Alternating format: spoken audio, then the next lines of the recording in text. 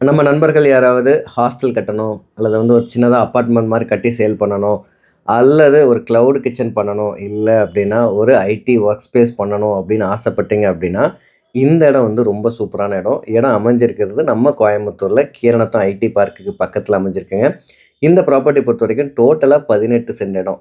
வடக்கு, கிழக்கு இது ஒரு 30 அடி ரோடுங்க. இந்த இடத்த சுத்தியுமே பார்த்தீங்கன்னா, ஆல்ரெடியே ஃபுல்லா கமர்ஷியலா தான் இருக்கும். இது வந்து பார்த்தீங்கன்னா, ஒரு ஓல்ட் ஏஜ் ஹோம் மாரி.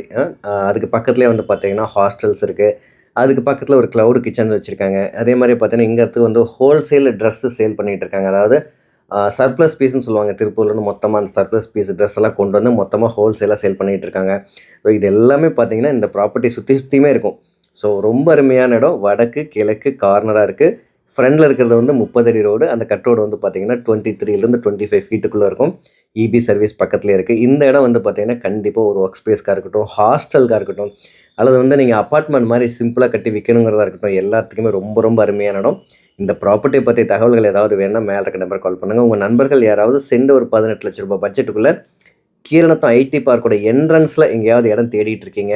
சரவணப்பட்டிக்கு ரொம்ப மெயினான ஏரியால இடம் பார்க்குறீங்க அப்படின்னா, இத விட பெஸ்ட் ப்ராப்பர்ட்டி எங்கேயுமே கிடையாது. டோட்டலா 18 சென்ட் இடம். ஒரு சென்டின் விலை வந்து 18,00,000.